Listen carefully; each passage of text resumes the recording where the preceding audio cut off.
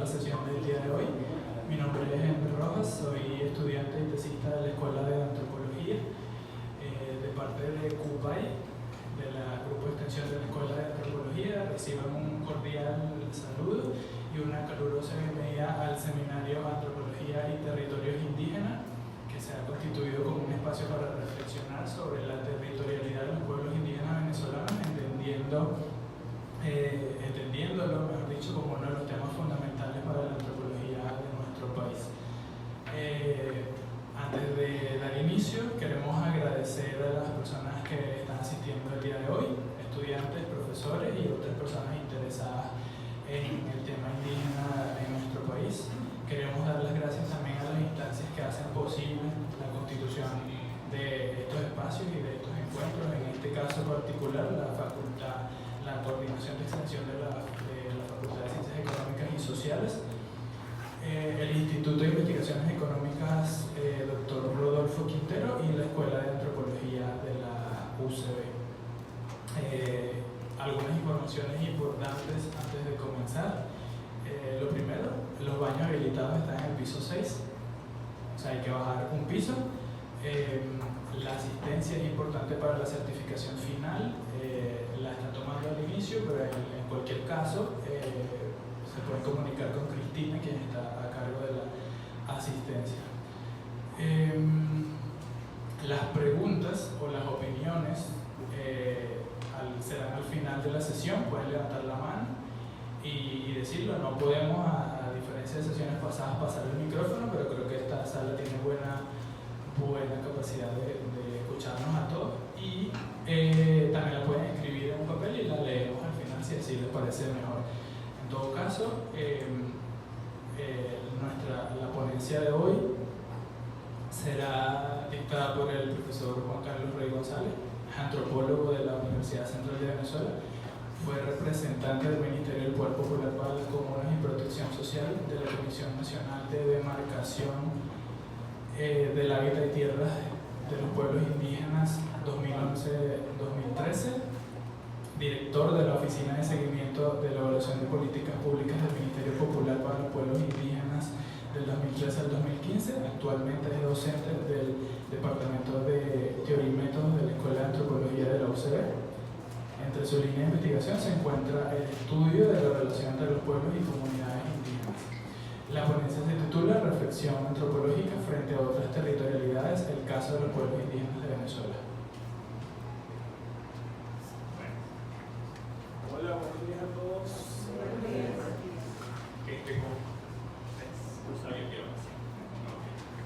Como somos pocos, quizá mi idea era, ahora sí pueden apagar la luz, mi idea era la dos. Hacer una presentación más o menos rápida, si quieres ponla de atrás, una presentación más o menos rápida y después que se generara cualquier discusión necesaria, sobre todo entendiendo que esta era la última sesión del seminario, ¿no? En primer lugar, mi agradecimiento a todos los que están acá. Me parece interesantísimo, importantísimo que tengamos la constancia de venir 5 semanas seguidas a escuchar y a discutir sobre un tema tan importante como este. Mi agradecimiento a los organizadores, a todo el equipo de, sobre todo CUPAI, que realmente, aunque allá hayan un pocotón de sellitos abajo, es el equipo de CUPAI quien se monta esto sobre sus hombros, ¿no? Entonces hay que reconocerlo. Yo siempre quisiera comenzar como de la misma manera que comenzó Germán su exposición, hablando del posicionamiento, ¿no? Porque yo vengo a hablar acá. Yo tenía una experiencia más o menos sui generis y extraña para abordar este tema.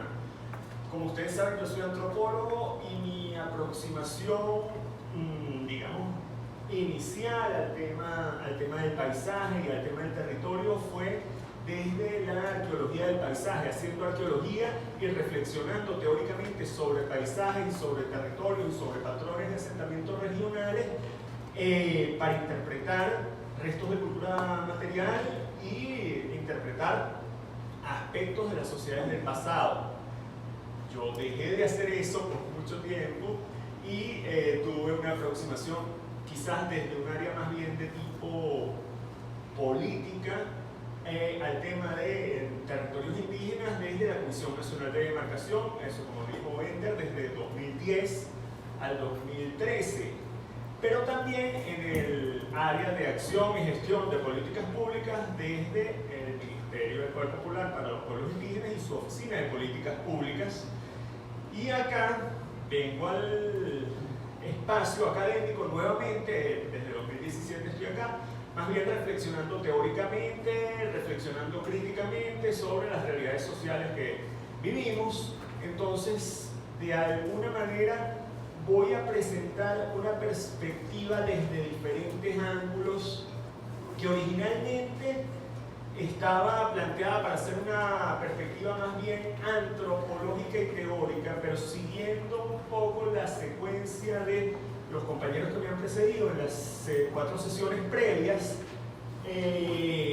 quizá sea una discusión más que, como es el título del seminario, Antropología y Territorios Indígenas.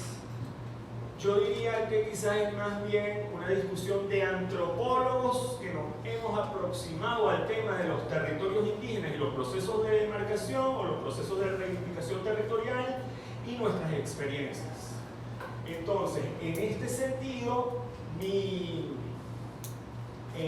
conferencia original, que se titulaba Reflexión Antropológica frente a otras territorialidades, y entonces aquí el caso de los territorios indígenas en Venezuela cambió de nombre y vamos a llamarla más bien, le quitamos el antropológico, aunque hay visión antropológica aquí de por medio, reflexión sobre las diferentes territorialidades en torno a los procesos de demarcación del hábitat y tierras indígenas en Venezuela.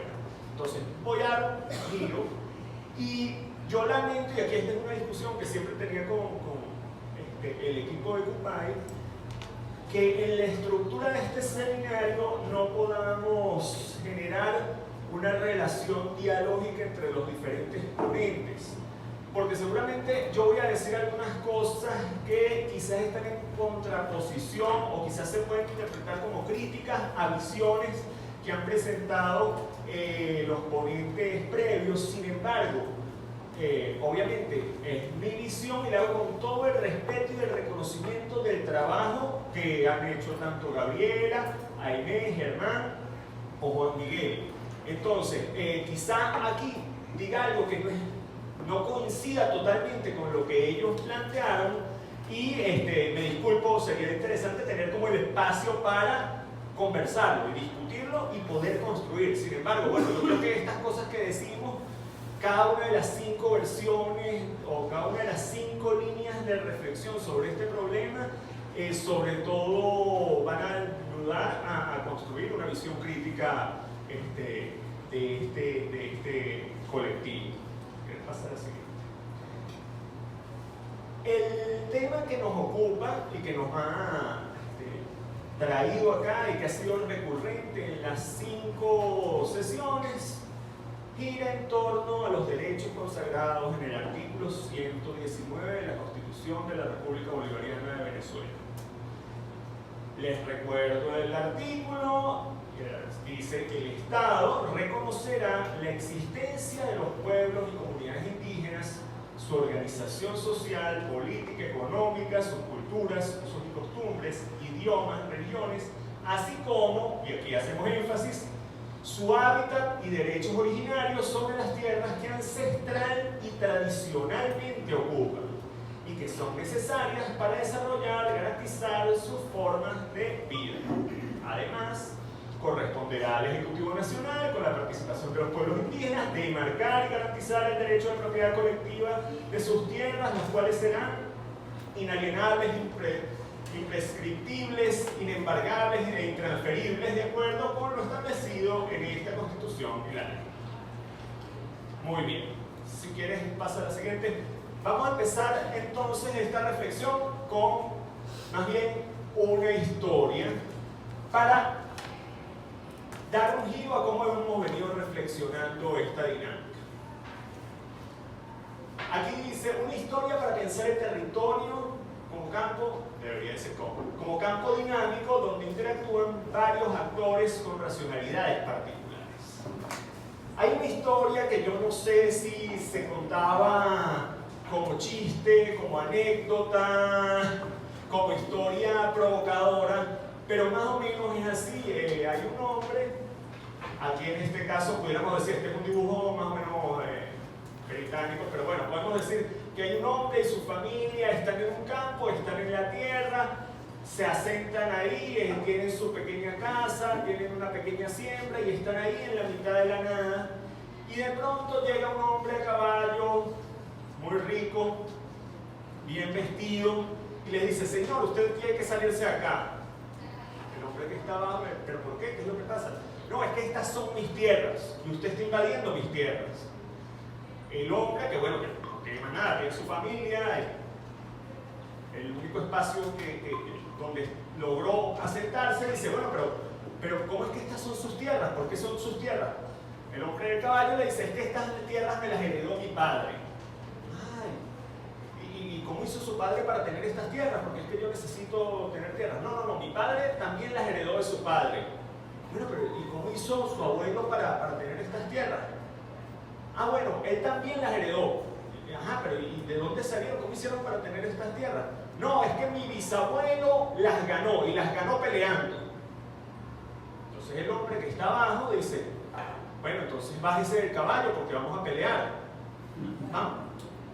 Es un chiste, pero es dramático, pero es una realidad que tiene que ver con el tema de las territorialidades. A veces nosotros, y esto a mí a veces me da la impresión que en nuestras discusiones cotidianas, cuando hablamos del tema del territorio, damos el territorio como por hecho y los derechos sobre el territorio como algo que existe y es así.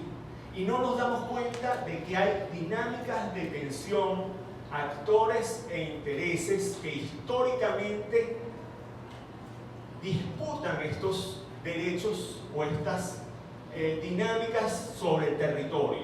Y eso me parecía importante tenerlo claro. No es simplemente el Estado como una supraentidad ontológicamente conformada que existe, es así, y entonces como hay una constitución y hay unos derechos consagrados en la constitución, esto funciona objetivamente, y lo que hay es que entender las lógicas y las dinámicas de los pueblos indígenas para que se adapten al Estado. No, aquí hay una relación bidireccional, porque el Estado también tiene lógicas propias de legitimación. El Estado se constituye y se reconforma a sí mismo, pero el Occidente también lo hace.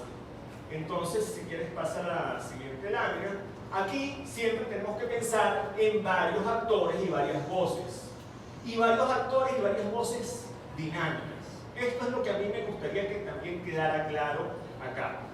Los actores indígenas son importantísimos. Yo quizá celebro que en algunas de las charlas haya podido darse la participación de algunos actores indígenas en el público, pero también es importante que construyamos o ayudemos a construir espacios de este tipo, dialógicos, interculturales, donde haya participación también de actores indígenas, ¿no? Claro, los indígenas tienen que estar interesados en eso, quizás no están interesados y bueno, como quizá planteaba Aimé, yo no puedo obligar al indígena que esté interesado. Es también una decisión personal, ¿no? El establecer una agenda en una dinámica política propia, ¿no? Pero entonces son muchas voces y varios actores. Siguiente. En esas muchas voces y varios actores son diferentes formas de construir la realidad territorial. Y a veces nosotros estamos muy marcados en esta visión objetiva del territorio por nuestras nociones, quizá, newtonianas, absolutas del espacio y el territorio como una concreción en el espacio y en este espacio absoluto. Para nosotros el espacio es algo, o en nuestra racionalidad, vamos a hablar así, el espacio es algo objetivo, constituido por 3 dimensiones y que estas dimensiones siguientes se pueden proyectar y nosotros en el geoide de la Tierra podemos hacer proyecciones para hacer representaciones del espacio en un plano. Proyecciones que sabemos tienen un margen de error, pero un margen de error estable, calculado, donde no debería haber ningún problema. Esta es nuestra visión del espacio, nuestra visión del territorio, nuestra, y hablo nuestra desde Occidente y la tradición de la modernidad en la que estamos insertados y en la que está insertado el Estado. Pasa a la siguiente. ¿Qué es lo que pasa? Sabemos, esto no vamos a profundizar en esto, que esas visiones objetivas del espacio no solamente pueden ser interpretadas desde diferentes racionalidades, desde diferentes lógicas culturales de forma distinta, sino que en la propia física se cuestiona la funcionalidad de esto a escalas muy pequeñas, a nivel cuántico, o a escalas muy grandes, en torno a las dinámicas de la relatividad. Entonces, si la propia física cuestiona estas dinámicas objetivas del espacio, mal podemos hacer nosotros asumiendo que el espacio es algo objetivo y el territorio es algo concreto, estable y que podemos, a lo cual podemos aproximarnos desde una perspectiva positiva. Básicamente, y aquí no voy a profundizar en esto, pero en antropología, esto quizá dentro de la escuela el profesor Emanuel Amodio ha escrito sobre esto, pero esto no es de Manuel, esto es de antropología del paisaje, antropología del espacio. Podemos hacer un símil entre la clasificación del espacio desde una perspectiva topográfica, ¿sí? Como nosotros que hacemos que cada dinámica territorial tiene una representación gráfica, y las representaciones del espacio que son más de orden topológico, donde los sitios con sentido y significado o unidades con sentido y significado, no importa su dimensión espacial, sino su peso cultural, lo que le dan valor dentro de nuestra dinámica territorial. De alguna manera esto se ha equiparado a la idea de sociedades frías y sociedades calientes, sociedades más bien míticas serían más bien topológicas, sociedades más bien históricas en el sentido de historia escrita serían más bien topográficas.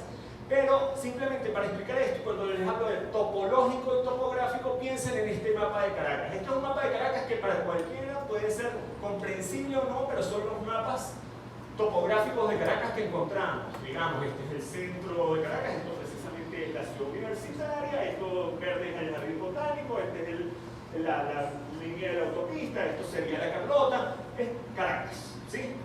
Si quieres la siguiente, en un mapa similar vamos viendo que ya hay elementos que van desapareciendo y vemos unas líneas de color que representan las líneas de metro, pero con esa misma distribución espacial. Más o menos las distancias corresponden en escala a el mapa previo. Pasa a la siguiente.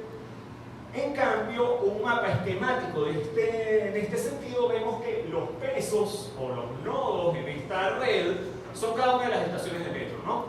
¿A qué voy con esto? Nosotros también manejamos, no es que nosotros únicamente manejamos una racionalidad topográfica y no topológica, también manejamos racionalidades topológicas, pero viene la dinámica de dónde asumimos que está el mayor peso y la prioridad a la hora de pensar las geografías, a la hora de pensar el espacio. Pasa a la siguiente.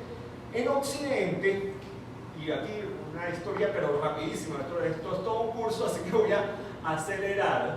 En la Edad Media, la concepción predominante del espacio era una concepción mítica y más bien de tipo topológica. Estos son los mapas con los que se representaba tradicionalmente en la Edad Media el mundo. Son los mapas OMT. Es un mundo dividido en tres grandes secciones. Si ustedes ven, una orbe, el orbe terrestre y tres masas de tierra. ¿Y qué son esas tres masas de tierra? Asia, Europa y África, ¿no? Por eso es que cuando en la dinámica americana se consigue la existencia de una cuarta masa de tierra, la dinámica europea, disculpen, se concibe la existencia de una cuarta masa de tierra, América se va a volver la cuarta parte del mundo. Pasa a la siguiente. Simplemente estos mapas tienen una distribución así, esto tiene una tradición y es una herencia griega. Para entender el mapa, simplemente podemos darle media vuelta y podemos ver que este mapa sí parece mucho más a lo que nosotros entendemos como Europa, Asia y África.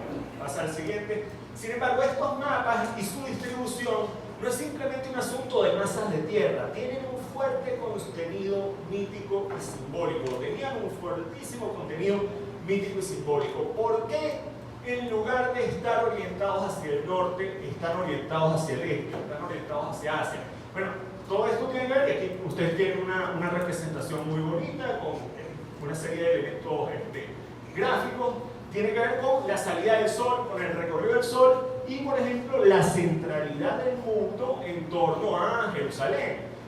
Aquí hay toda una racionalidad donde la religión y la legitimación de nuestro conocimiento del mundo, nuestro, europeo, occidental, del siglo XIII-XIV, está centrada en función de las escrituras y está centrada en función de los conocimientos que se tienen en función de una geografía mítica que se construye pero que se sustente en las escrituras. Igual estas representaciones tienen elementos, por ejemplo, como los niveles del cielo, si quieres pasar al siguiente. A partir del siglo XIV surge, o se populariza más que surge, se populariza la representación más bien cartográfica, ¿sí? Topográfica del espacio a partir de los viajes, sobre todo los viajes transoceánicos, y se popularizan estos que son los mapas portulanos. Los mapas portulanos tienen que ver con dinámicas de rumbos y contrarrumbos, y en función del rumbo y contrarrumbo, orientación en el plano, es que se construyen los perfiles, entonces siguiendo una dinámica de escala y direccionalidad proyectada. Estos son los mapas que comienzan a dibujar un perfil en el continente americano. Sigo hablando, ojo, desde una perspectiva europea occidental, ¿sí? Aquí no están las visiones indígenas, no están las visiones asiáticas, no están las visiones africanas. Pero ¿qué es lo que me interesa, por ejemplo, de este mapa que es de mediados del siglo XVI? 1538 más o menos. Surgen espacios desconocidos, a diferencia de los mapas OMT, donde los espacios desconocidos se llenan en función de los conocimientos míticos. Acá empiezan a aparecer espacios en blanco porque son espacios de incógnita, ¿sí? Sabemos que hay una geografía pero no la conocemos. Entonces queda este espacio de esta manera. Pasar a la siguiente. Ahora, hablando ya de este espacio más topográfico que conciben los europeos occidentales en el siglo XV, siglo XVI, ¿qué pasa con América? ¿Qué pasa con los territorios americanos? ¿Qué pasa con los derechos sobre los territorios americanos? Como ustedes saben, tras la llegada de Colón a América, que no sabían que era América, después hay una construcción de América, eso lo podemos discutir también desde una perspectiva epistemológica. El Papa Alejandro VI emite una bula de donación y encarga a España la evangelización del territorio tantas millas más allá de las islas de Cabo Verde, no sé exactamente cómo, aquí está la primera línea punteada, y después, bajo una negociación entre Portugal y España, se establece la línea de Tordesillas. Pero ¿qué es lo interesante acá? La legitimidad y derechos sobre el territorio americano es justificada en España, bueno, la naciente España, a partir de esta donación, ¿sí? A partir de esta donación que hace el Papa, entendiendo toda una línea de sucesión, y el Papa como descendiente y heredero de Pedro, y no, descendiente no, disculpa, como sucesor de Pedro, y en esta línea, este derecho con respecto a los territorios americanos es asumido por la colonia y la corona hispana. ¿Qué implica esto? Si quieres pasa a la siguiente imagen. Que América, o lo que va a ser América, lo que se van a inventar como América, es un terreno que España entiende, o es un territorio que España entiende como propio por derecho. La legitimación de propiedad de este territorio tiene que ver con esta donación. Sin embargo, ojo, y aquí viene el tema de diferentes racionalidades, diferentes formas de entender el territorio y diferentes formas de entender los derechos sobre el territorio. Ustedes saben que durante el siglo XVI, durante el siglo XVII, durante el siglo XVIII, la hegemonía hispana sobre los territorios americanos se ve cuestionada no solamente por Portugal, se ve cuestionada por Inglaterra, se ve cuestionada por los Países Bajos, se ve cuestionada por Francia. Y cada una de estas naciones entiende sus derechos sobre el territorio de manera diferente. Si uno ve los rituales simbólicos, sagrados, para tomar posesión del territorio, los rituales que llevaban a cabo los españoles frente a los rituales que llevaban a cabo los ingleses o los rituales que llevaban a cabo los holandeses, nos vamos a dar cuenta que son lógicas totalmente diferentes. Para los españoles, la idea del documento y la capitulación, una vez que existe la bula de Alejandro VI y el Tratado de Tordesillas, la capitulación como derecho que daba el rey o que daba la corona a un adelantado o a alguien como capitán con título de posible gobernador en un territorio, era lo que a él entendía como fuente legítima de sus derechos sobre la tierra. En cambio, por ejemplo, las expediciones británicas, ¿sí? Las expediciones de figuras como Walter Raleigh, entendían que los derechos sobre el territorio se podían adquirir en función de la fundación en el espacio. El bajarse a tierra, ya no en función de tener un documento que me permitía derechos sobre este territorio, sino llegar a una tierra donde no han llegado otros europeos, dejar unas marcas en el terreno y fundar acá, me daba a mí derecho de posesión sobre él. Ojo, esto no es banal, porque buena parte de nuestros desencuentros en torno a nuestra venezolana frontera oriental tienen que ver con dónde y cuáles eran los títulos legítimos sobre el territorio. Y aquí estamos hablando obviamente de naciones, pero el planteamiento británico sobre el Esequibo y el territorio Esequibo tiene que ver con la ocupación de facto. El planteamiento hispano que nosotros heredamos tiene que ver con los títulos, ¿sí? Con los documentos que tenemos. Ahora, si ustedes ven, en función de estos títulos, estos documentos, no existían tierras sin dueño para la corona española. No existía una tierra de nadie.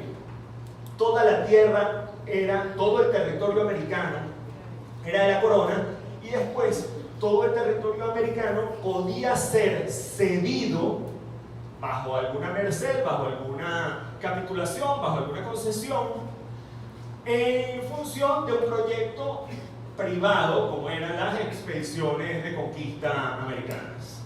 Aquí ustedes pueden ver cómo estaba dividida América, o Suramérica, disculpen, en función de las cédulas reales entre 1535, 34 y 1539. Ojo, esta es una proyección que hacemos hoy conociendo la geografía americana, pero en ese momento no se conocía la geografía americana, o los europeos, disculpen, no conocían la geografía americana y eran simplemente proyecciones en función de los paralelos de la Tierra.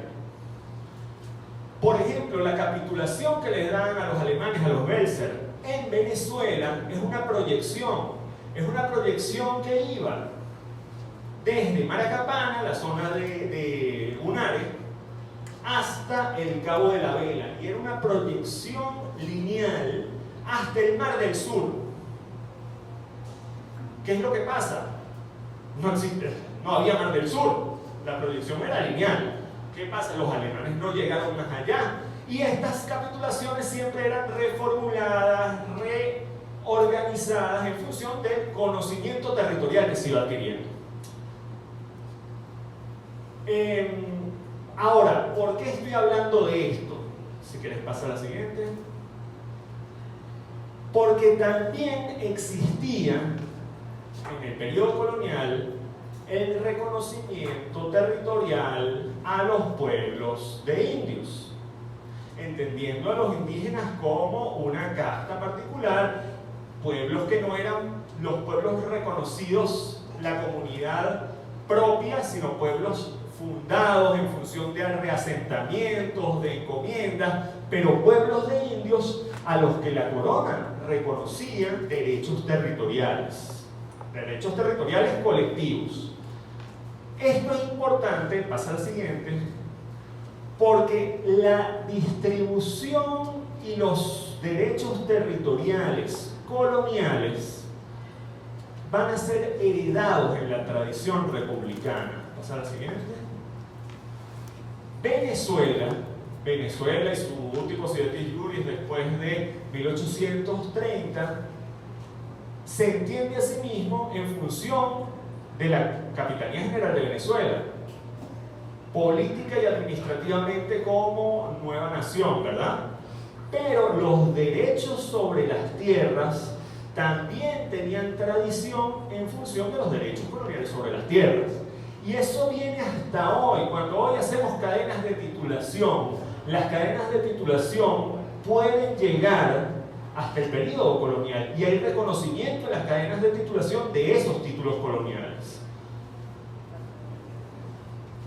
En el siglo XIX y en el siglo XX, esta Venezuela republicana tiene una transformación.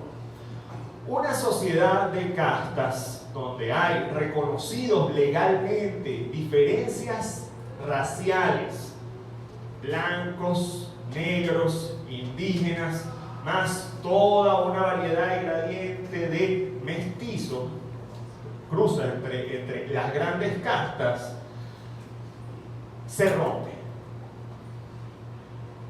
Lo que guía buena parte de nuestra política, nuestro establecimiento de una dinámica republicana tiene que ver con la Declaración de los Derechos del Hombre y del Ciudadano, pero esto es una tradición filosófica ilustrada que viene de todo el siglo XVIII, pero la Declaración de los Derechos del Hombre y del Ciudadano es muy clara como dice: los hombres han nacido y continúan siendo libres e iguales en cuanto a sus derechos.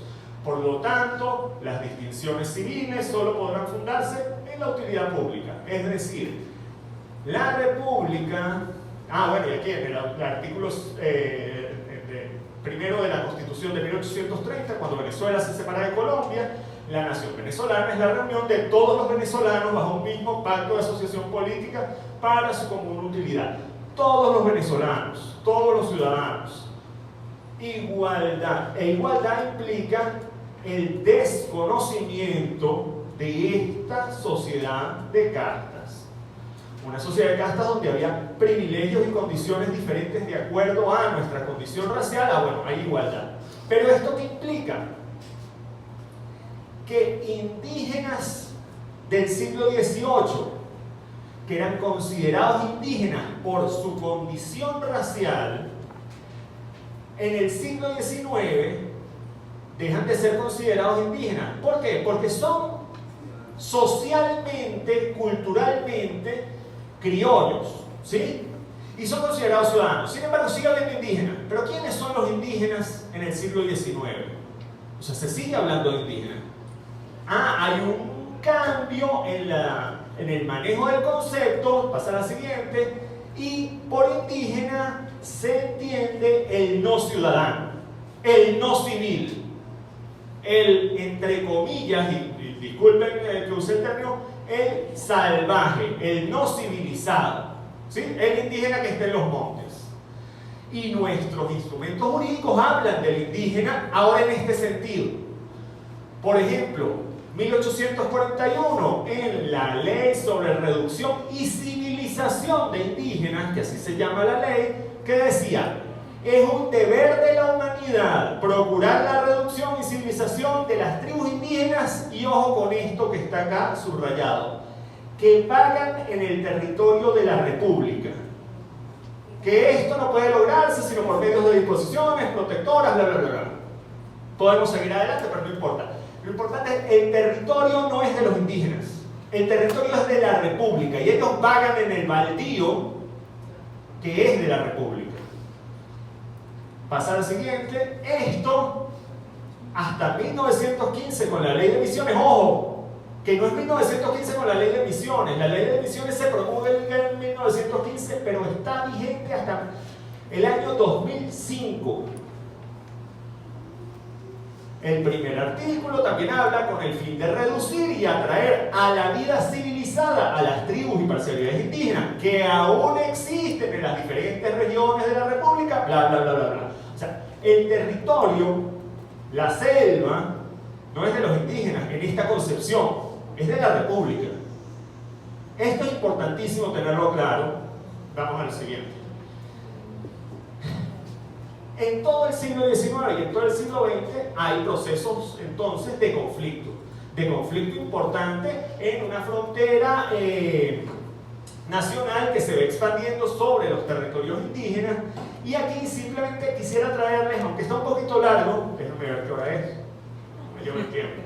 No tenemos tiempo. Pueden escucharme leer. Aunque está un poquito largo, es interesante porque esto es la declaración del Encuentro de Pueblos Indígenas Venezolanos de 1984. Este encuentro es importantísimo porque es en un contexto posterior a la matanza y al conflicto en Valle de Guanay, el caso, lo que se llamó el caso Piaroa con Germán Sin Reverón. Pero también es un contexto donde estaba el Movimiento por la Identidad Nacional, hay toda una cola que venía de movimientos de reconocimiento y reivindicación social que iban surgiendo. Y de esta declaración simplemente no, les voy a leer esta sección. Los pueblos indígenas venezolanos, 32 aproximadamente, y recuerden este número que se está manejando en este momento, 32, 1984, hoy más que nunca nos sentimos agredidos y amenazados en nuestra integridad moral, física y cultural, por algunos colonos, políticos, intelectuales, extranjeros, etc., que en nuestra gran nación Venezuela, actuando en nombre de la civilidad, el progreso, la seguridad del Estado, la vida nacional, han volcado sus traumas de inferioridad, racismo, ambiciones y egocentrismo contra toda la indianidad, es decir, contra toda la existencia societaria y cultural indígena.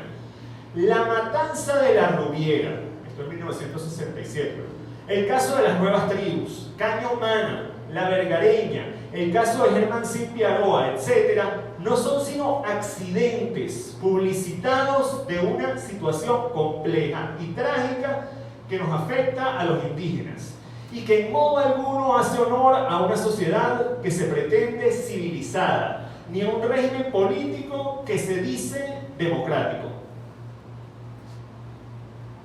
Aquí hay puntos suspensivos y hay una serie de solicitudes con respecto al caso Piaroa. Dice 4. no solo se ignoran, sino que se pretenden negar los derechos ancestrales, históricos, culturales y jurídicos que tienen los indígenas Piarón sobre una porción de tierra del Valle de Guanay, 50.000 hectáreas que fueron reconocidas, recuerden esto, reconocidas y otorgadas por el directorio del Instituto Agrario Nacional en pleno, con fecha 16 de noviembre de 1982, resolución tal, al igual que la desocupación de dichas tierras por parte de los colonos, Hermancí, asentados en la misma y ordenada el 17-11 de 1983, también por el directorio del IAM. En las exigencias finales simplemente quisiera anotar que dice: exigimos que se respeten, reconozcan nuestros derechos históricos, jurídicos, culturales de nuestras tierras. Esto sigue, la declaración es bastante larga, pero yo se la voy a pasar al grupo para que la distribuya, porque vale la pena revisarla. Es interesante, es muy vigente y habla de temas como la burocratización, la dinámica de los mismos aliados que a veces no actúan como tales o actúan como aliados pero en función de intereses personales, pero también la burocratización de funcionarios indígenas. Es bastante vigente y lo interesante es que es firmada por protagonistas de la revolución indígena, ¿sí? Y de todo este proceso de estos últimos 40 años que aún están activos. Pasa a la siguiente. Volvemos entonces a lo que nos ocupa. ¿Sí? Volvemos a hoy, artículo 119 de la Constitución, y volvemos los derechos sobre su hábitat y así como su hábitat, derechos originarios sobre las tierras que ancestral y tradicionalmente ocupan y que son necesarias para desarrollar y garantizar sus formas de vida. Ojo con esto. Olvidé decirles que podíamos ver, y yo iba a incluir alguna lámina, pero no lo incluí, que los conflictos territoriales y las discusiones territoriales y el territorio como espacio de lucha para las comunidades indígenas fue un campo totalmente activo durante todo el siglo XX, incluso durante el siglo XIX, aunque hay menos reportes.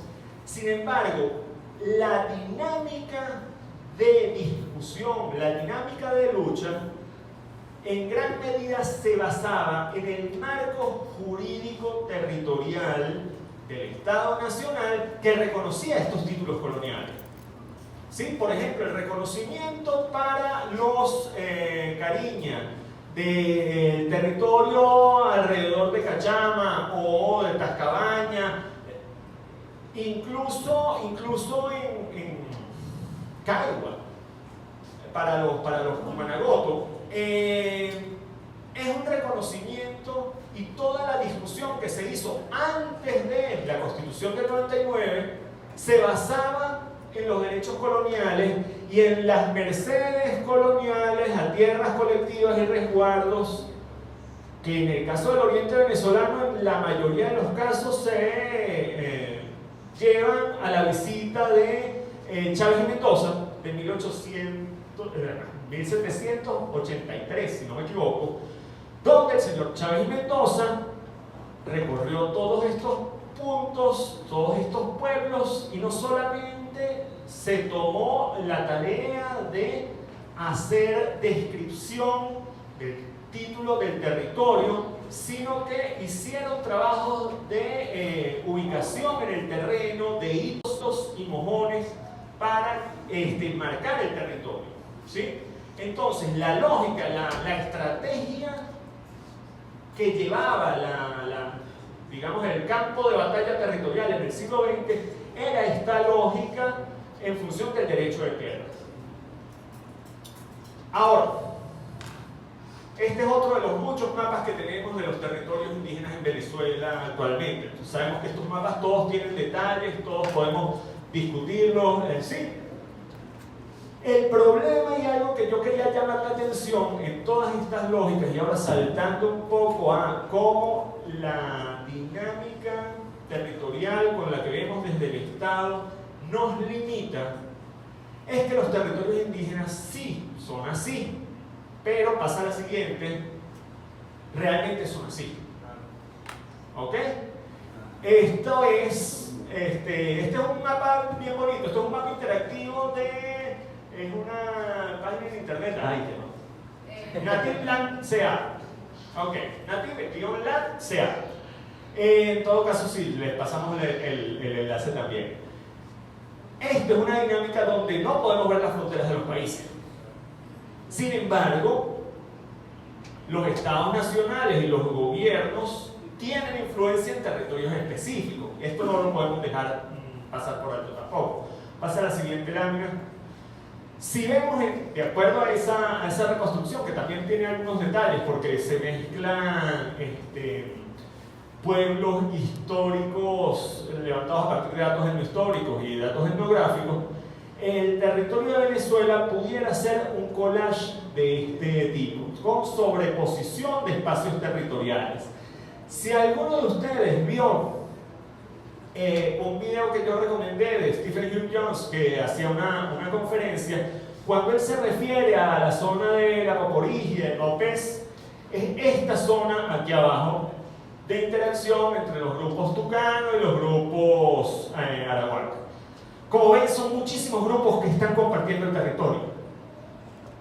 Compartir el territorio, la idea de un territorio que no necesariamente es interétnico, ojo, en el sentido de un territorio mixto, sino son varios territorios sobrepuestos.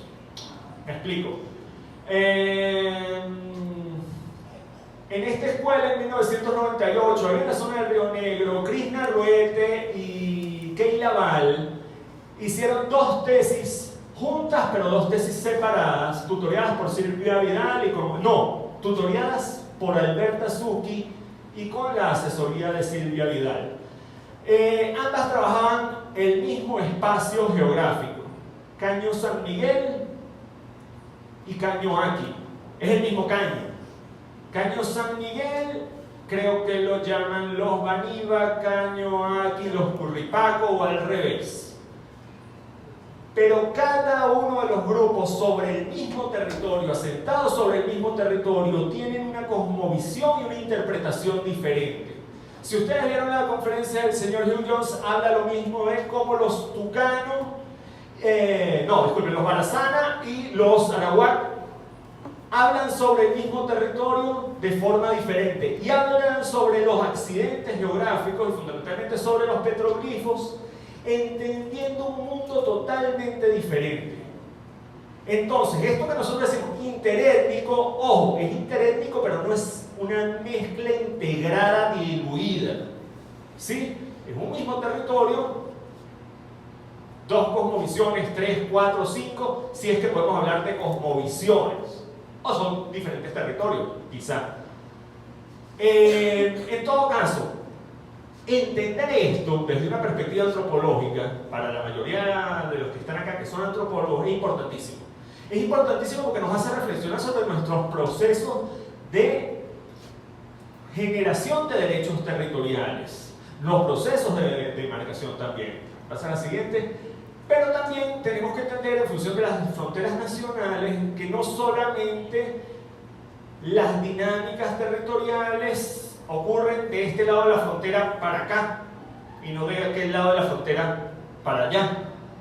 Cuando veíamos, por ejemplo, en la conferencia de Germán el tema de Amazonas y la minería, sí, o sea, son dramáticas las alertas sobre minería y nuevos focos de minería en las zonas altas de Cunucunuma, el Parú, en la zona del Río Negro, pero hacia Brazo Caciquiare. Pero ¿por qué está ocurriendo eso? Eso no lo podemos simplemente decir, eso es expansión de la minería sin más. Si quieres pasar a la siguiente. Ahí hay que pensar también qué es lo que está pasando como dinámica en otras partes. ¿Sí? Toda la operación minera, minera, pero antiminera en el Cerro Yapacana. Toda la operación antiminera en las zonas y los territorios, esto es Yapacana, en las zonas y los territorios Yanomami de Brasil, que se dio más o menos de manera contemporánea y generaron la expulsión de mineros de esa zona, implicó evidentemente que esos mineros se movieran.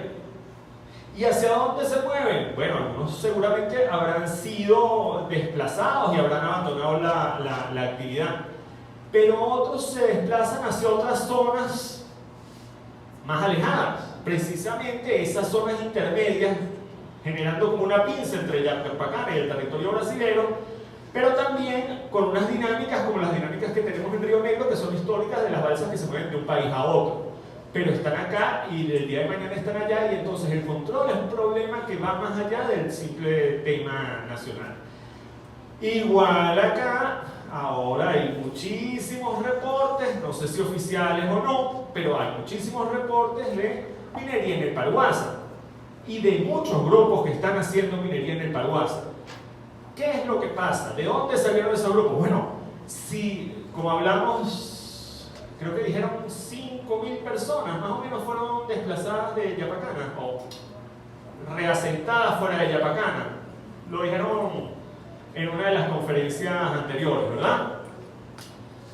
Si usted tiene 5.000 personas dedicadas a la extracción minera ilegal en una zona y los pone en Puerto Ayacucho, acá,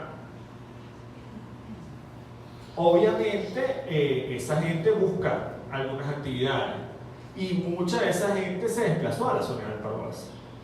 Entonces, estos temas son para entenderlos más allá de los puntos concretos, más allá de las secciones territoriales concretas. ¿Pasa la siguiente?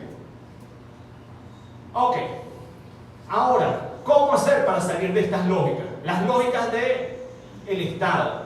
Uy, esto es complicadísimo. Y se ha tratado. La gente del Ministerio de Pueblos Indígenas, que aquí están los compañeros, tuvieron una experiencia y un intento, yo creo que innovador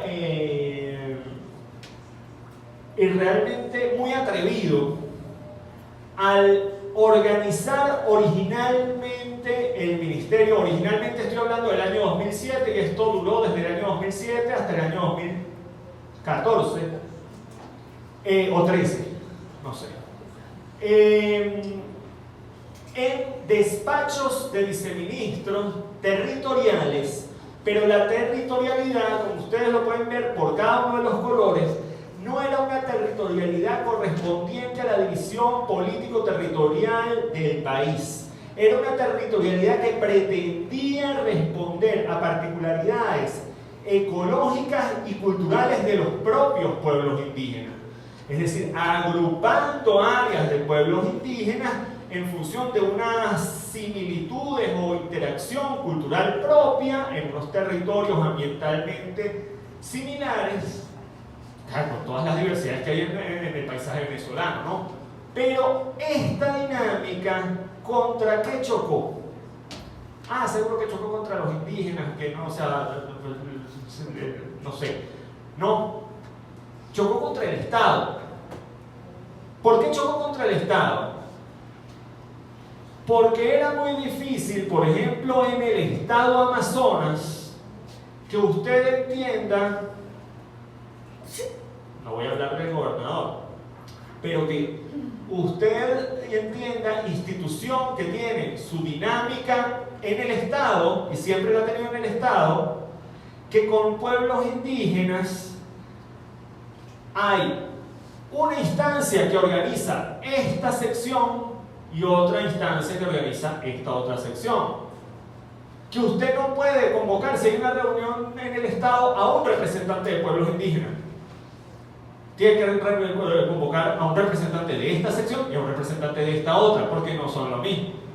Ah, pero también ocurría algo así en el Zulia, pero también nos ocurrían cosas dramáticas como en el Oriente, donde pueblos indígenas trataban de concentrar todo lo que era atención al pueblo Guarao, pueblo Chaima, pueblo Cariña, pueblo Cumanagoto, en una instancia, pero una persona o viceministro o un director tenía que lidiar con este gobernador, con este gobernador, con este gobernador, con este gobernador, y tenía que dividirse en 4 cuando había, por ejemplo, gabinetes estatales. Porque un gabinete estatal en cada estado el mismo día. Entonces, esta dinámica, esto de pensar otros espacios, otras dinámicas espaciales, no es sencillo, ¿sí? Cuando chocamos contra el monstruo del Estado, un monstruo que es bien, y dinosaurico, y con pocas ganas de transformarse.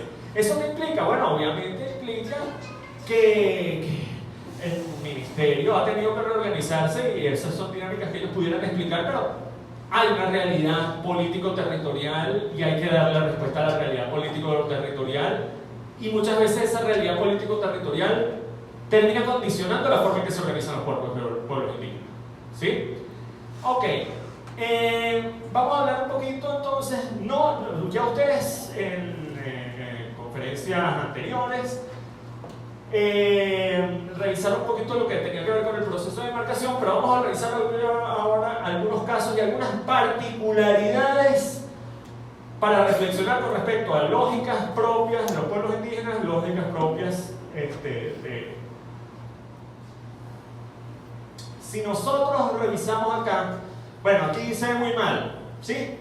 Pero imagínense, aquí, cada una de estas secciones, imaginen que el color es amarillo y negro, por ejemplo, acá, o acá, que vemos como un mosaico de secciones, son esos títulos comunitarios que fueron reconocidos y que fueron entregados en este periodo del 2005 al 2016, bueno, los del estado Anzoátegui. Si ustedes ven esto, ven que se genera, si quieres pongo la siguiente, una suerte de rompecabezas pareciera, ¿no? Con lógicas de linderos continuos uno frente a otro. Cada comunidad tiene un límite específico bajo una lógica muy catastral o agrimensural, ¿sí? Como los linderos territoriales no quiero usar el término finca, pero sí, con unas dinámicas de este es mi lindero y hasta aquí es mi territorio y de aquí para allá es el tuyo, ¿verdad? O hasta aquí es mi tierra y de aquí para allá es la tuya. Ojo, todo esto tiene una tradición colonial, pero ven que hay muchos territorios que son continuos, uno sobre otro. Aquí los dos puntos son Caigua y Cachama, donde más de una comunidad estando, pudiendo ser quizás un territorio continuo amplio, por solicitud, ojo, por solicitud propia, bajo estas lógicas de catastro y propiedad del territorio, y ojo con estos temas de propiedad y propiedades colectivas, fueron generando estos mosaicos. Pasa a la siguiente. En territorios más amplios nos encontramos problemas como el que señaló Juan Miguel la sesión previa. Esto es el territorio indígena Joti del estado Amazonas. Como ustedes pueden ver, el territorio hace frontera con el estado Bolívar. Pasa a la siguiente. Pero es un territorio continuo. ¿Qué es lo que pasa? La forma en que operan las comisiones estadales de demarcación, las comisiones regionales, no permiten que se tome como un solo territorio. Las cosas de Amazonas se discuten en el ámbito de Amazonas, las cosas de Bolívar se discuten en el ámbito de Bolívar, cada una tiene una dinámica particular, pero ojo, con este territorio yo quisiera hacer una acotación que creo que fue Aimé también, que habló de una sección faltante. Dijo, a los Jotis se le dieron tanto, pero ellos pedían tanto. Y aquí también vienen estos temas de fronteras y propiedades. ¿Qué pasó con este territorio que estaba en la solicitud original Joti? Que correspondía también a un territorio que pertenece a la solicitud de demarcación Yabarán. La lógica también catastral de o es de acá o es de allá implicó, bueno, por ahora vamos a solamente generar un título, bueno, vamos, no, yo no lo generé, se genera un título y no un espacio, o no se consideró ese espacio de discusión, porque no se podía, bajo la lógica del Estado no se pueden generar dos títulos sobre el mismo territorio. A esto es a lo que voy. A diferencia de la lógica indígena, donde hay territorios o hay geografías que pueden compartirse en función de visiones diferentes del territorio, para la lógica del Estado, o es tuyo, o es no, o es de este título o es de este otro título. Puede haber un título de los dos, pero es un título, no son dos títulos. Ahí es para lo que voy. Y ojo, encontramos territorios de zonas como por ejemplo el caso, y esto es en muchos sitios existe esto, el caso del Cerro Tana. El Cerro Tana, ¿qué pasa? El Cerro Tana es la montaña mítica Piaroa, pero también hay algunas versiones hibi que dicen que Caliburrina, el árbol de los frutos, también corresponde al Cerro Tana. Aunque hay otras versiones hibi que ubican el árbol en territorio colombiano. Pero entonces, ¿qué hacer con ese territorio? ¿Cómo manejar estas territorialidades míticas? Pasa a la siguiente. Algo también particular que ocurre en esta idea de la frontera como línea. Se parece mucho a las líneas imperiales, coloniales africanas. Aquí pueden ver los tres títulos de demarcación Yupa que se entregaron en 2009, el título que se entregó en 2011, el título grande y el título Barí. Prácticamente la frontera entre el territorio Piaro y Barí es una línea recta, aunque ahí hay una curva, pero en los títulos es una línea recta. Obviamente eso no corresponde a las lógicas espaciales en territorio indígena. Ahí más bien hay un espacio vacío, pero que no es vacío, es un espacio mítico también para evitar el encuentro. Un encuentro que puede ser conflictivo. Pero también, por ejemplo, y aquí es donde viene, estamos diciendo, no, qué malo es el Estado que divide los territorios y los divide y los divide.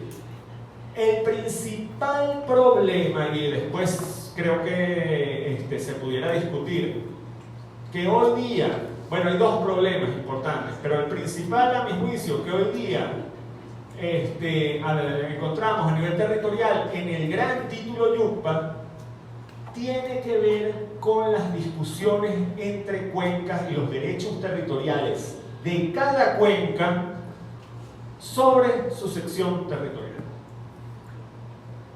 Cosa que no pasa entre estos tres títulos, donde está Sharakpa, Apreira está arriba. Shirakka, Aroy, no sé. Ajá. Esas discusiones no. Entonces, ¿esto fue mejor que esto? ¿O esta estrategia fue mejor que la otra? Eso se puede discutir muchísimo, ¿no? Pero la idea no es aquí discutir qué fue mejor o qué fue peor, sino darnos cuenta de estos problemas que se presentan. Adelante. Algo más interesante, el Cabarú también, el sector 7, Pemón. Este sector que dice, ¿pero por qué se dividió así? Pasa a la siguiente imagen. Los Pemón, desde el principio, prácticamente del siglo XX, hay una división de sectores que también tuvo que ver con la presencia misional, y esta organización en el espacio supuso que cada sector planteara su demarcación de manera independiente. Sector 7 es el único que se ha demarcado y es una zona interesante porque en algún momento hablábamos de, bueno, y el título y qué genera con figura de protección. Puedes pasar a la siguiente imagen. Aquí hay un mapa que yo voy a tomar, no es un mapa oficial obviamente, pero esto es más o menos evidente porque son las manchas de minería que hacen muchos observatorios ambientales en función de imágenes satelitales que son públicas. Y habla de la distribución de focos de minería a partir de, más o menos alrededor de 2020. Si ustedes ven el estado Bolívar, y ahora pasa a la siguiente, ponemos el espacio del título de tierra, nos encontramos que no hay diferencia. Ojo, por un lado, hay quienes argumentan, ¿por qué vamos a dar los territorios o por qué se van a demarcar las tierras si esa gente las va a destruir? Hay quienes argumentan, es que se destruye porque no están demarcados los territorios. Y aquí vemos que no hay una gran diferencia entre lo que pasa dentro del territorio demarcado y lo que pasa afuera. ¿Esto qué nos debería llevar a pensar? Que lo que está pasando en terreno, un poco lo que decía Germán, quizás no es lo que nosotros estamos pensando. Están ocurriendo otras cosas allá. Volvemos nuevamente al artículo 119 y la pregunta es, ¿cómo hacer para defender o garantizar el hábitat y derechos originarios sobre las tierras ancestrales tradicionalmente ocupadas y que son necesarias para desarrollar, garantizar sus formas de vida? Y ojo esto con sus formas de vida. ¿Cuáles son sus formas de vida? Pasa a la siguiente. No voy a hablar mucho de esto porque quizás esto lo hubiera podido decir un poco antes, que tiene que ver con esas formas de entender el espacio, y esas formas de vida están directamente relacionadas con formas de entender el espacio, y las formas de entender el espacio y formas de entender las territorialidades y formas de representar espacio y territorialidades son diversas. Ahí ustedes pueden ver unas representaciones de mapas Micronesia, estos son del Pacífico y son mapas de corrientes, ¿sí? Pasa a la siguiente. Estos son mapas táctiles, estos son tablitas que usan en Groenlandia y son para no verlas, son para simplemente sentirlas en el kayak, y lo que marcan son las diferentes ensenadas dentro en la geografía. Pasa a la siguiente. Pero si ustedes leyeron el texto no leyeron, vieron el video y quizás sí le prestaron atención a la conferencia de Gabriela, hablaba por ejemplo de los cantos. Los cantos, aunque Gabriela no hizo énfasis, y yo creo que esa es una de las críticas que yo tengo con la profe, los cantos no son simplemente una estrategia para recordar. Los cantos son la forma de representar el espacio, ¿sí? El canto como forma de representar el espacio que se va recorriendo, de evocar un espacio que se recorre, es una forma totalmente diferente de entender el espacio que este espacio topográfico que vemos desde arriba, ¿sí? Pasa a la siguiente. Y también eso, en el espacio el espacio y los elementos geográficos, lo que entendemos como espacio y elementos geográficos, muchas veces nuestra visión está limitada. No solamente voy a hablar de el inframundo o el cielo y las cosas que no vemos cotidianamente, ¿sí? O no vemos desde nuestra perspectiva. Hay cosas que vemos y que no consideramos dentro del espacio, como por ejemplo todos los fenómenos celestiales, ¿sí? La Vía Láctea es importantísima. La Vía Láctea ha sido importantísima para toda la humanidad. Pero ¿qué pasa? Hay veces que nosotros, en nuestro afán de desarrollo, atentamos contra dimensiones de la espacialidad y ni siquiera somos conscientes de ello. ¿Alguno de ustedes ha estado en las noches en el estado Monagas? El estado Monagas, la cantidad de gas que se quema, no es el problema de la contaminación del gas, que sí, es un problema. Pero el problema es que en el estado Monagas se robaron el cielo. ¿Sí? No hay noche, no hay estrellas. Las estrellas desaparecieron. Y que desaparezcan las estrellas es robarte la mitad del espacio. ¿Sí? Pasa a la siguiente. ¿Qué pasa esto? También entonces como las diferentes estrategias, la estrategia de los mapas, estos mapas colectivos, ¿cómo es que los llaman? Mapas mentales y cómo representar. A mí me parece peligroso cuando vemos el mapa mental o el mapa colectivo como una solución, ¿sí? El mapa mental es una herramienta para traducir, una herramienta que nos sirve a nosotros. ¿Sí? Son muy bonitos, sí, es verdad.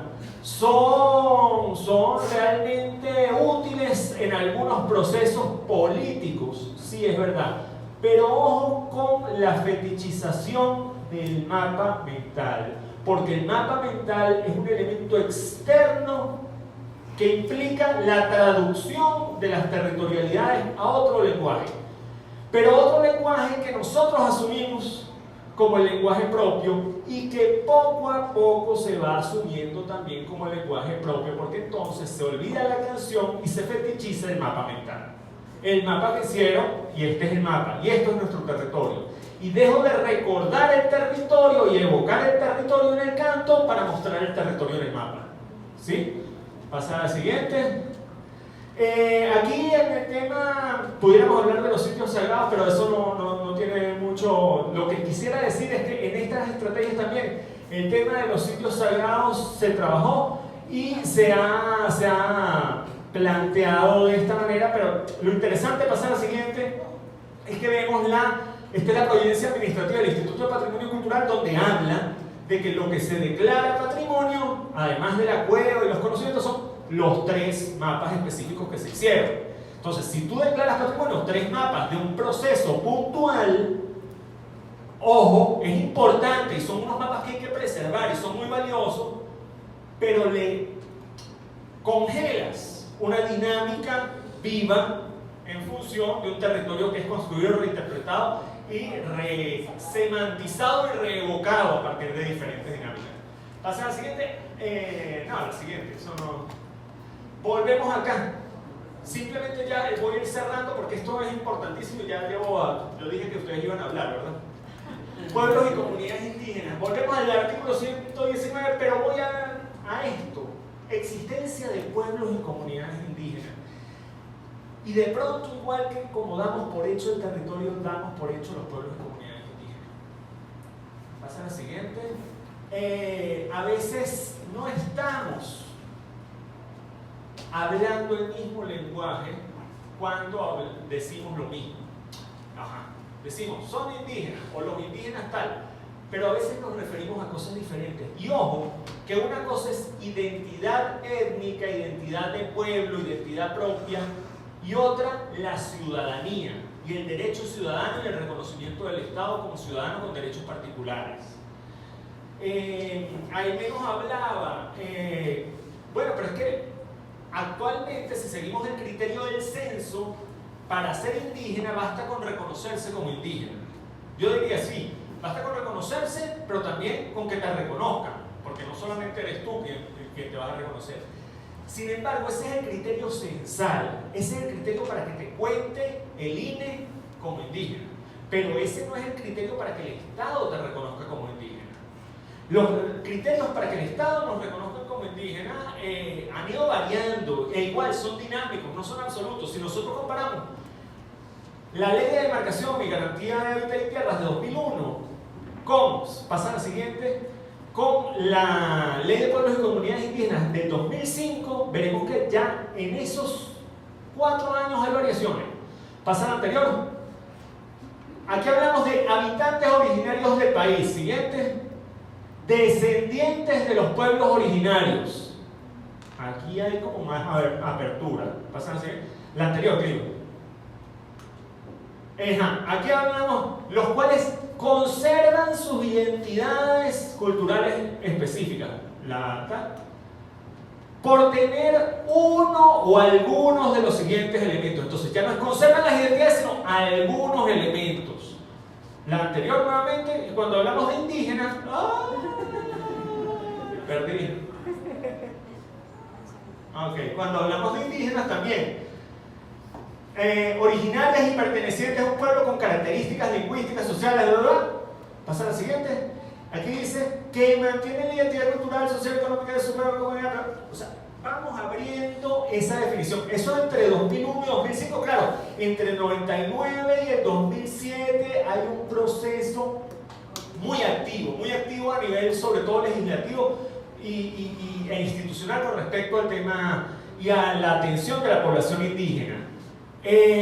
Pero el detalle, si quieres pasar a la siguiente, es que no es tan sencillo hacer valer los derechos de una persona indígena ni los derechos colectivos indígenas. Aquí los compañeros pueden hablarnos de eso. El tema de tener una cédula indígena, cónchale, sí que se ha vuelto complicado.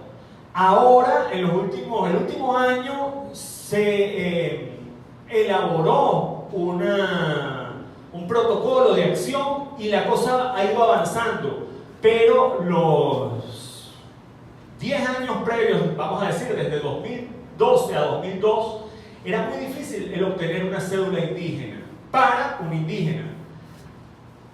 Pero el problema es que una cédula tampoco garantiza los derechos de un indígena. Están los casos, por ejemplo, de los indígenas, y ojo, derechos individuales.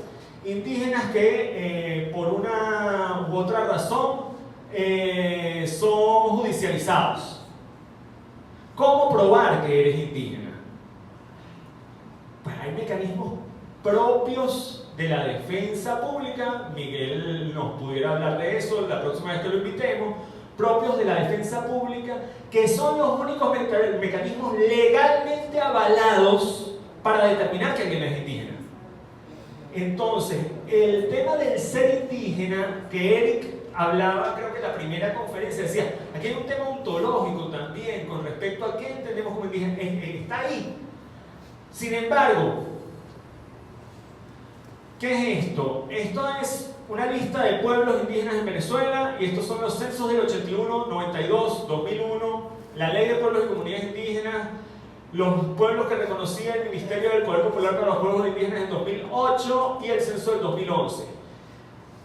Negro es ausencia de este pueblo, blanco es presencia de este pueblo. Como ustedes verán, esto no es un proceso que comenzó solamente en 2001. Desde el 82 hay la aparición en el registro, ojo, del INE, de nuevos pueblos. Entonces, las dinámicas propias de lucha por la identificación están ahí. La gente está peleando por su identificación. La gente, ojo, y peleando no quiero decir lanzando piedras, ¡ay, qué buena este! No, no, no. En una dinámica cotidiana, la gente vive y lucha por sus derechos. Volvemos al tema del hombre y el caballo. Bueno, es que estamos en una dinámica que es así. ¿Cuál es nuestro papel?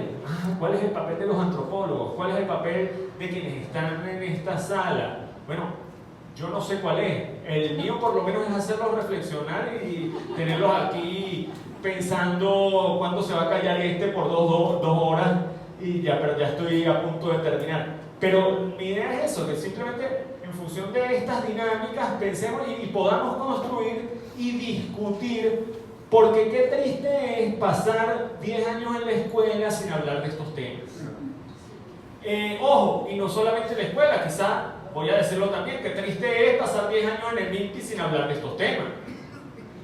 Sí, no, claro que sí, o sea, y lo digo porque he estado en los dos espacios, y los quiero mucho a ellos y los quiero mucho a ustedes también, aunque a veces no me quieren mucho ustedes, pero es importante hablarlo y encontrarnos en nuestros desencuentros, porque si no reconocemos que pensamos las cosas diferentes, pues estamos jodidos, disculpen. Hay una fábula que usan mucho, si quieres pasar ya a la siguiente. Hay una fábula... no, y disculpen, espérense. Es que se nos olvidan temas tan importantes en función de la agenda y la agenda territorial nacional.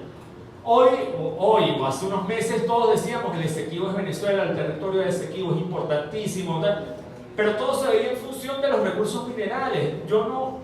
Más allá de que sí se decía, bueno, sí hay una población, hay que atenderlo, pero es que no es solamente que hay una población, es que en Guyana se han generado también dinámicas territoriales y también dinámicas de conflicto, desde el Rupununi para acá y antes.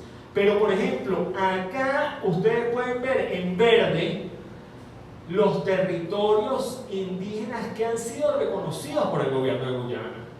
Ojo, Podemos decir, no, pero es que ese es un reconocimiento incompleto, eso apenas son unos derechos de... Es posible, no sé cuáles son los términos jurídicos de este reconocimiento. Pero si tenemos alguna pretensión de derecho, que creo que la tenemos muy legítimamente a nivel nacional con respecto a estos territorios, también tenemos que hacer valer la Constitución en función de los derechos de los pueblos indígenas de estos territorios. Y ya de los derechos que han sido ganados por los pueblos indígenas en estos territorios. ¿Sí? Pasa a la siguiente, ahora sí. Simplemente aquí lo que iba a decir es que siempre, por ejemplo en la escuela, pero también en el MIMPI, en todas partes, dicen que yo soy pesimista, dicen que yo soy amargado, pero lo que pasa es que soy simplemente un realista informado. No, lo que pasa, a veces dicen en estos cursos horribles de tú tienes que tomar la responsabilidad de tu vida, no debes estar viendo a los demás, no sé qué. Usan mucho una fábula que yo no sé si es verdad o es mentira, de un fulano colibrí y un incendio en la selva. Hay un incendio en la selva, todos los animales huyen de la selva y el colibrí viene, busca agua y vuelve al incendio, y busca agua y vuelve al incendio, y busca agua y vuelve al incendio. El tigre le pregunta, mira, pero ¿tú qué estás haciendo? ¿Por qué no te vas? Tú no vas a poder apagar eso. Y el colibrí dice, bueno, yo estoy haciendo lo que yo puedo. Si los demás no lo hacen, yo voy a estar tranquilo. Espérense, yo estoy haciendo lo que yo puedo como el colibrí, pero yo no estoy tranquilo. Porque si yo veo el incendio, yo no voy a estar tranquilo si eso se quema. ¿Sí? Entonces por eso a veces me amargo y soy un poco pesimista. Pero no, el estar aquí 5 semanas, todos ustedes en estos espacios, a mí me parece que es importante, porque más allá del papelito y del certificado, que es muy valioso para todos, yo creo que el interés, por lo menos de discutir, quizás no de resolver el incendio, pero por lo menos de identificar qué es lo que está pasando y qué cosas se están quemando, creo que nos une a estar acá. Listo.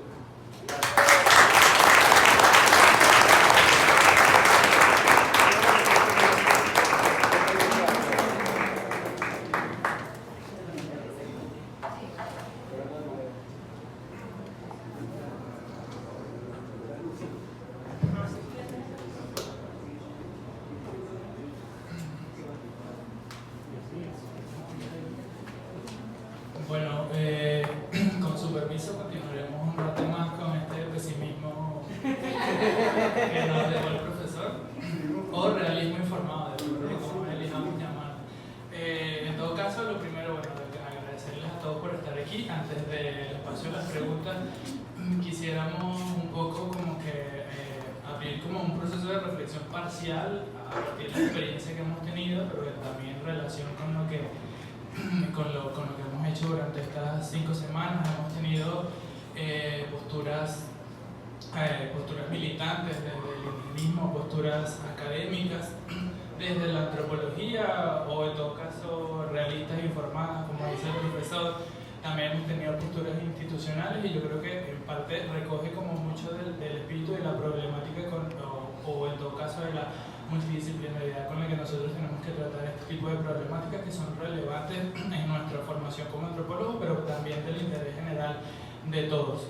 En todo caso, a partir de una cosa que decía el profesor, recordé que más o menos hace un año, en la escuela de antropología, hace un año o algo así, hubo una cierta polémica a raíz de la reestructuración de la escuela y de la eliminación de un mural indigenista, querido por muchos, odiado por otros, pero en todo caso eso en algún momento y en alguna de estas conversaciones de pasillo que teníamos nos hizo como pensar también como este tema de las temporalidades y de las temporalidades asociadas a las temáticas, ¿no? Que estaba tratándonos o que se estaban tratando en nuestra escuela. Y en esa conversación informal de pasillo, una de las cosas que nos pareció como más relevante y que logramos como aterrizar o digamos como que poder verbalizar algo que en parte sabíamos todos, era el hecho de que desde nuestro punto de vista como estudiantes las problemáticas indígenas estaban como un franco declive